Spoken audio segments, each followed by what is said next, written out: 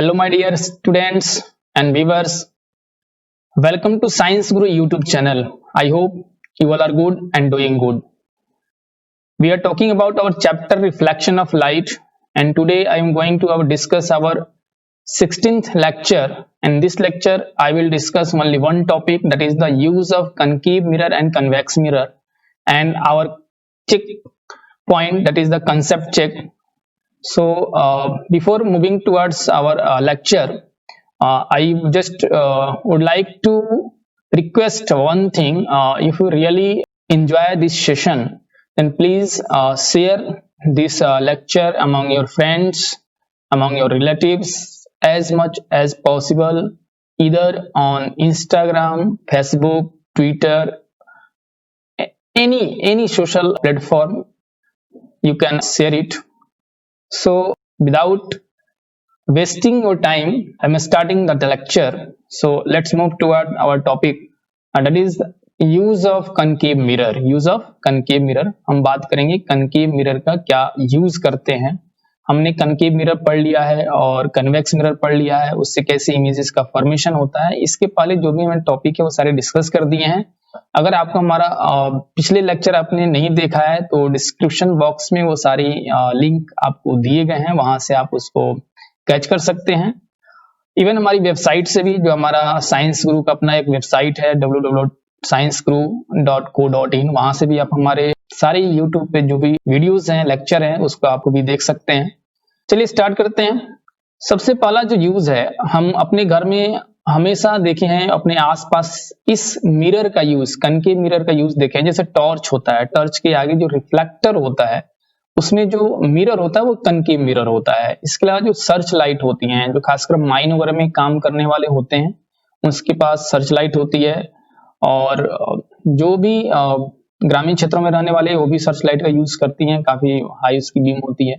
Even headlight के रूप में, जहां देख सकते हैं आपको फिगर में दिखाया गया है, ये डॉक्टर हैं और इन्होंने ये हेडलाइट इस्तेमाल कर रहे हैं. ये तो एक्चुअली ये जितने भी इक्विपमेंट आपको दिख रहे हैं, टॉर्च हो गया, सर्च लाइट हो गया, हेडलाइट हो गया, सबके आगे एक मिरर होता है जिसको हम कहते हैं कनकेव मिरर.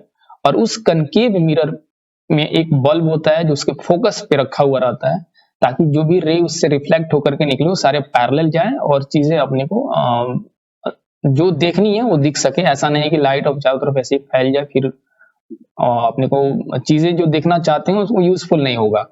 जैसे आपने देखा होगा अपने घरों में भी जो टॉर्च है उसकी फोकस खराब हो जाती है, कहते हैं अरे फोकस काम खराब हो गया है, तो हम उसको थोड़ा सा आगे से या पीछे से थोड़ा सा उसको एंटी क्लॉकवाइज या क्लॉकवाइज को रोटेट करते हैं और फिर थोड़ा फोकस आ जाता है, तो चीजें फिर हम देखने में आसानी हो जाती है.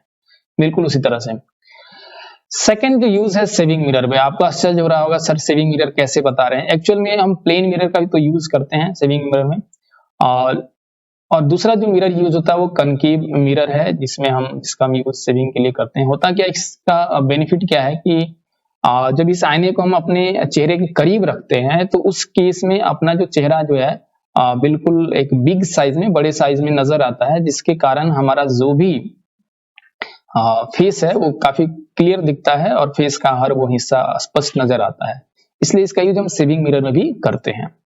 थर्ड जो यूज है वो डेंटिस्ट करते हैं, जो ईएनटी के डॉक्टर होते हैं, गले के डॉक्टर हैं, जो दांत के डॉक्टर हैं, वो इसका जनरली यूज करते हैं इस मिरर का. आप देख सकते हैं इस फिगर में दोनों में दिखाया गया है कि कैसे वो यूज कर रहे हैं. यहाँ पे दिख रहा है आपको इस वाले फिगर में कि इसमें एक डेंटिस्ट है और वो किसी के दांतों को देख रहे हैं. तो दिख रहा होगा इसमें दांत जो है उसकी फिगर आपको दिख रही होगी, इमेज जो बन रहा है वो बड़ा इमेज बन रहा है. तो जो छोटी चीजें हैं उसको भी देखने के लिए देख पाए इंसान, इसलिए हम डॉक्टर जो हैं वो इसलिए डेंटिस्ट भी इसका इस्तेमाल करते हैं. नेक्स्ट जो है फोर्थ नंबर पॉइंट जो मेंशन किया है, जो आपने देखा होगा बहुत सारे जो आप सिनेमा हॉल में जाते हैं, सिनेमा हॉल के पीछे से एक लाइट आती है, वो प्रोजेक्टर का लाइट होता है जिसको कहते हैं सिनेमा प्रोजेक्टर. तो उसमें जो उसमें जो मिरर यूज होता है वहां भी हम इसका यूज होता है. और टेलीस्कोप में लेंस भी होता है, ये प्रोजेक्टर में अब लेंस यूज हो रहे हैं. और टेलीस्कोप कई तरह के होते हैं, उसमें से एक रिफ्लेक्टिंग टाइप का होता है टेलीस्कोप, यहाँ पे दिखाया गया है, जिसमें मिरर का यूज होता है और वो कनकेव मिरर का इस्तेमाल होता है. तो ये 4 पॉइंट है। नेक्स्ट एक और पॉइंट है, इसमें आपको बता दें, ये आपको दिख रहा है यहाँ पर एक बड़ा सा कनकेव मिरर, बहुत बड़ा कनकेव मिरर है, ठीक है।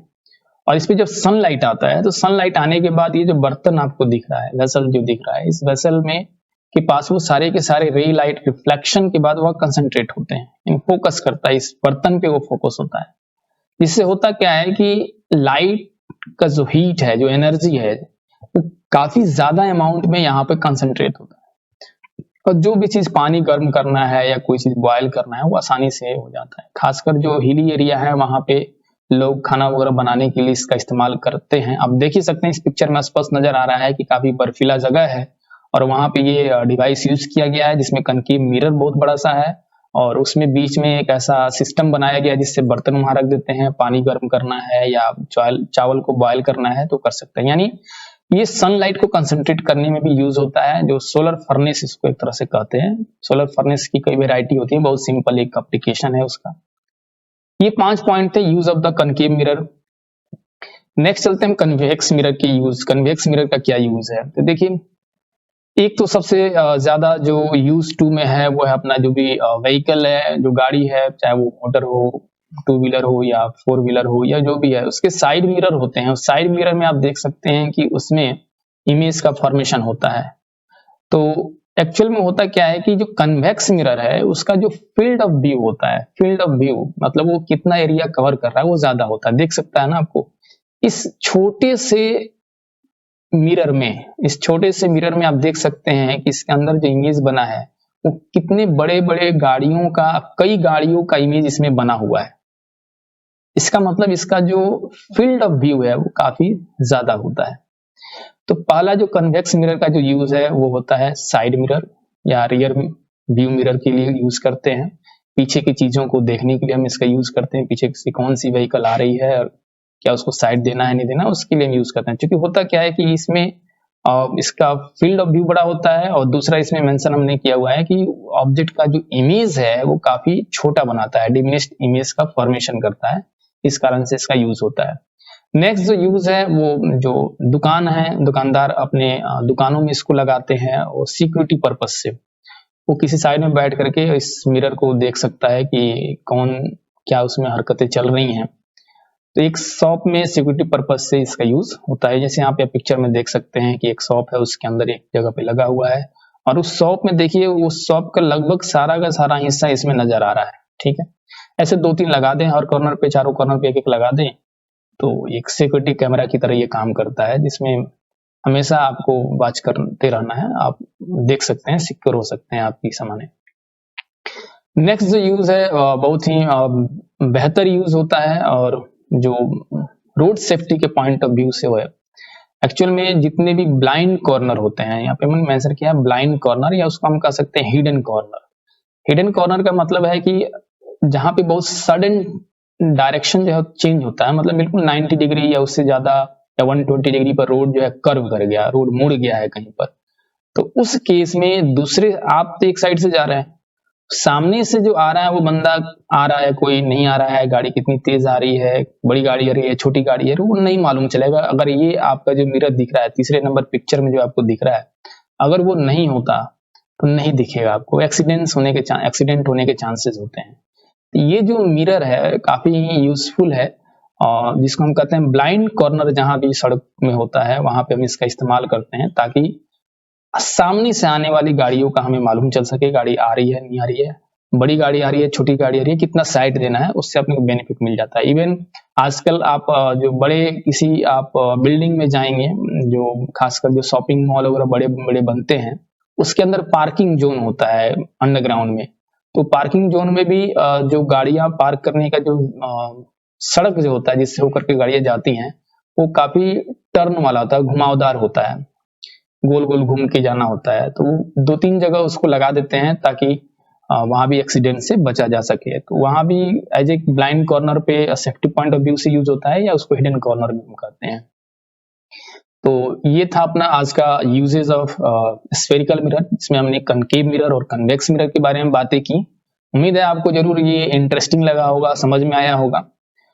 अब ये आपके लिए आप इस लेक्चर से क्या सीखे हैं या आपको इसके बारे में क्या नॉलेज हुआ है, या पहले से आप जो भी जानते हैं उसको यहाँ पे जज करने का आपके पास एक मौका है। तो चलिए देखते हैं इस कंसेप्ट चेक के इस सेशन में सबसे हमने टोटल यहाँ पे 4 क्वेश्चन दिए हुए हैं। इसमें सबसे पहले कहा गया है कि विच mirror has a wider field of view.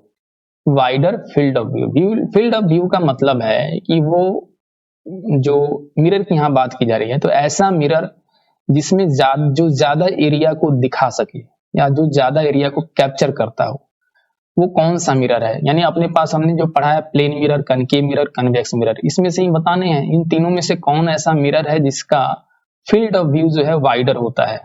आप इसका जवाब दें, कमेंट में दें, हमें उम्मीद है आप ईमानदारी से इसको खुद सॉल्व करें। नेक्स्ट क्वेश्चन है कि if you want to see an enlarge image of your face, अगर आप अपने फेस का एक बड़ा सा इमेज उस मिरर में चाह रहे हैं, तो उस केस में आप किस तरह के मिरर का यूज करेंगे, कनकेव मिरर का यूज करेंगे या कन्वेक्स मिरर का। आप कमेंट करके हमें बताएंगे। ईमानदारी से खुद जज कीजिए अपने को, आप कहां तक सीखा है और कितना आपको और सीखना है। नेक्स्ट है विच mirror always produce a virtual erect and diminished image of an object. यानी ऐसा कौन सा मिरर है जो हमेशा वर्चुअल इरेक्ट और छोटा इमेज देता है। ठीक है, तो ये कौन सा मिरर है इसके बारे में देखिए। वर्चुअल हमेशा ऑलवेज लिखा गया है, ये कौन सा मिरर है, आप सतर्क रहिए, इसका आंसर दें।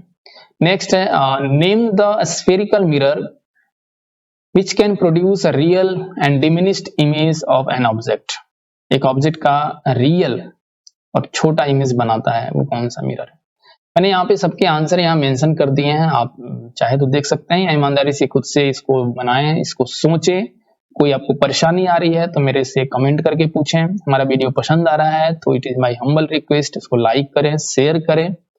चलिए एक लास्ट क्वेश्चन है कि अपने पास एक बहुत बड़ा एक हॉलो स्फीयर है। एक हॉलो स्फीयर है, किसका बना हुआ है, एल्युमिनियम का, और उसका जो बाहरी सतह जो है शाइनी है, शाइनी आउटर सरफेस जो है वो चमकीला है और उसकी रेडियस दी गई है 50 सेंटीमीटर।